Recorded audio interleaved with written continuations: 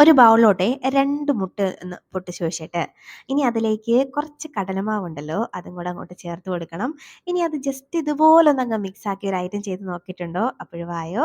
അപ്പോൾ ഇത് ചെയ്യാൻ വേണ്ടിയിട്ട് കടലമാവ് ഇതുപോലൊന്ന് മിക്സാക്കി എടുത്തിട്ട്, ഇനി അതിലേക്ക് ഒരു സവാളയുടെ പകുതി ഒന്ന് കുനുകുനാന്നരിഞ്ഞതും, ഒരു തക്കാളി ഒന്ന് കുനുകുനാന്നരിഞ്ഞതും, പച്ചമുളകും ചേർക്കുക.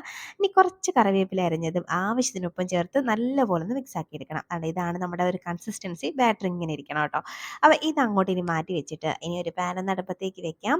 അതിലേക്ക് ഓയിൽ ചേർത്ത് കൊടുക്കാം. അതൊന്ന് തിളച്ച് വരുമ്പോഴേക്ക് ഇതുപോലെ മാവ് കോരി ഒഴിച്ച് കൊടുക്കാം കേട്ടോ.